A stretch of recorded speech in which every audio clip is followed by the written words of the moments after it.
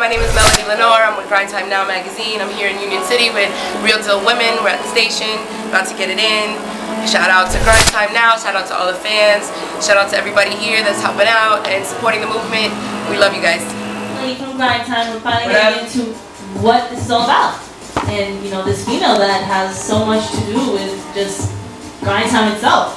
So my first question obviously would be, how did your involvement with GrindTime come about? Okay. I fell in love with hip hop through watching MC battles. That's kind of how it happened. I didn't grow up on hip hop or anything like that. So I've been living in Orlando for about 8 years, and I was head of promotions for The Elements, which is a hip hop organization at the University of Central Florida in Orlando.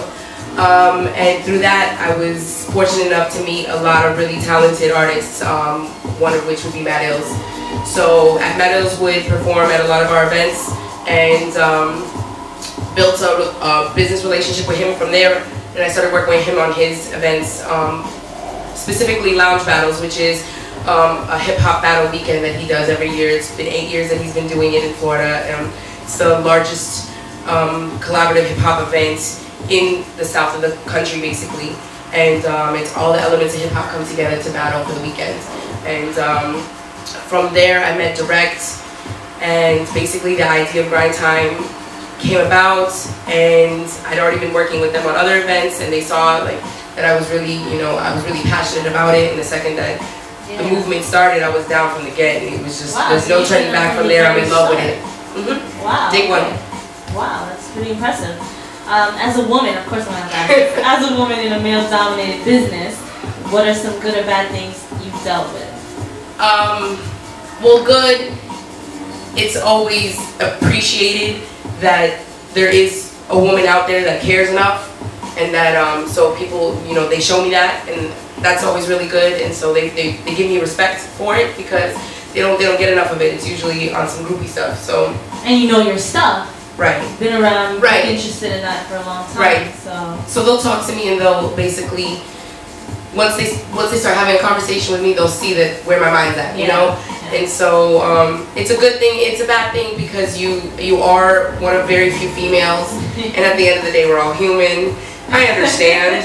So I can't say it's a completely safe environment from that. I mean, we all know, you're gonna get hit on. You're gonna have comments made to you. You're gonna be brought into freestyles or ciphers or a battle, and you're gonna be mentioned. But I mean, it happens. It's part of the game, and you have to be tough enough to ride it out and just keep moving. So, riding on that comment that you just said, have you ever been mentioned in a not in a GrindTime battle? No. But I have been mentioned. Yes. Yeah. I mean, because it used to be, coming up, it was freestyling and ciphering, and we used to be all over the streets of Orlando, just getting positive hip hop back on the streets. Yes. And in more ways than one, because I'm an artist as well, so it came to the art aspect and the MC aspect, and so a lot of the times I was the only female, and if there was another female there, it was somebody's girlfriend, or I mean, there are plenty of women that support hip hop, and I love all of you because you're my sisters. But there were times where there wasn't anybody there, and it was 2 in the morning, and I was the only one there. You know what I mean? Because it was my love, and I wasn't gonna walk away. So you deal with it. You get brought up every now and then, or people freestyle and they'll mention you, and it's cool. You know what I mean? Like, I appreciate it. It's cool. Whether it's good or bad, you're still talking about me. Yeah, exactly. Bad publicity, good publicity, still it's all publicity, good. Right? All right. But what exactly is your position within GrindTime? I'm a writer with the magazine. We have an upcoming magazine, GrindTimeNow magazine. Look for it, because I promise you will be impressed. We put a lot of work into it, and it's not what people are expecting. So just look for it, keep an eye out. There'll be plenty of information on the website, GrindTimeNow.com. Hit it up, hit us up. People are always there chatting. People are always there. We have our accounts, our profiles, and we like to hear from you guys. So I write for the magazine. Now, what would you like to see more of in GrindTime itself? Good question. That was a really good question. Good one. Asking the right person too. Of course. I can't even say I want to see more females, because it's happening. Like what I've always wanted to see is happening. And it's a blessing. It's so dope to see these females come out so hard, and there's nothing that's gonna let them back down. And you know, shout out to Young Gaddis, shout out to Fendi and Miss Dot. Yesterday they blew it away. Yesterday the battle was dope. I just want to see more Don't Back Down ladies. You know, you really repping for us, and we love it. We love it. And so far it's happening. It's great.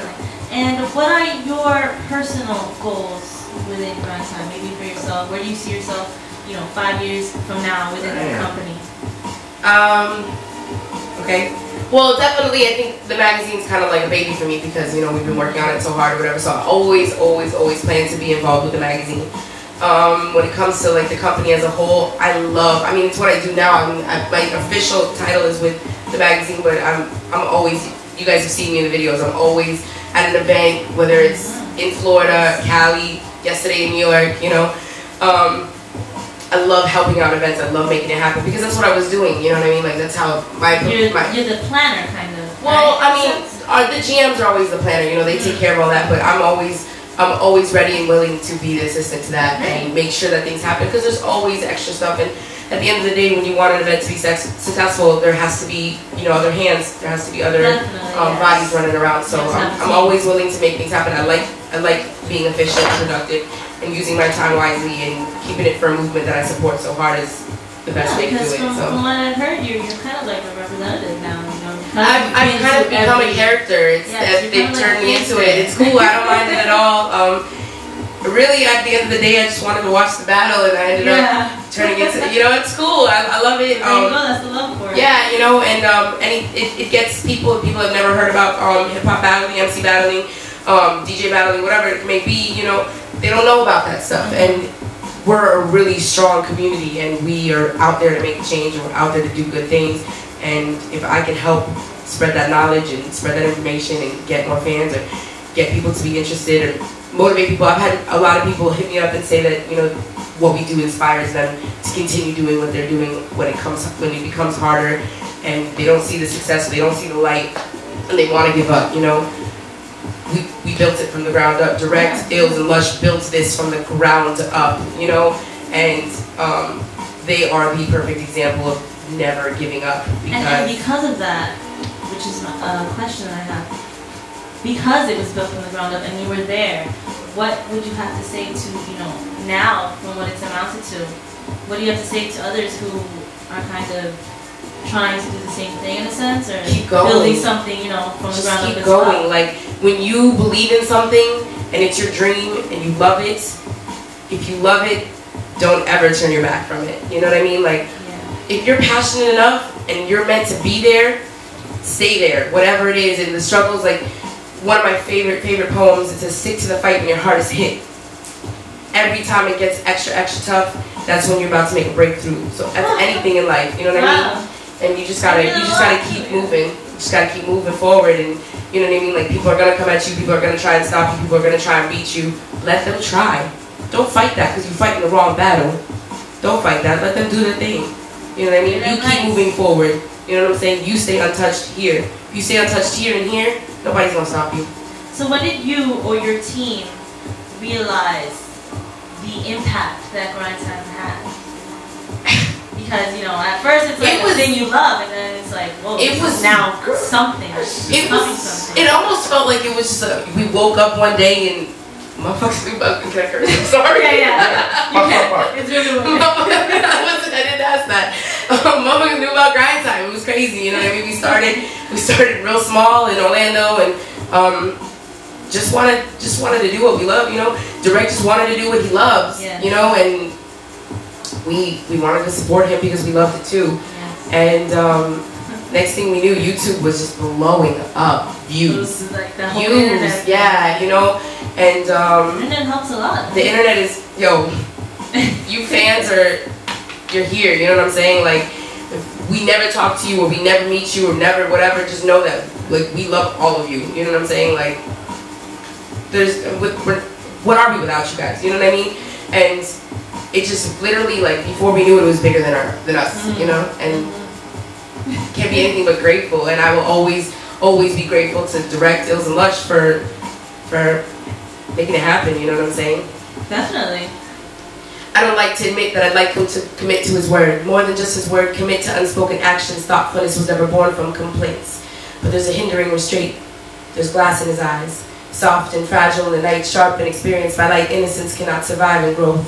And I'm told over and over that I care more than most, but all that should matter is that I care. When he loves me, he's my air, and when he exhales, I breathe him in to hold him close. But as long as my lungs can take, my heart can bear, cause glass cuts like the past air. Deep bleeding can kill, and I'm looking for repair by him. Foolishly, I feel like I could save myself by saving him, and I think that I could find myself by finding him, but there's glass in his eyes.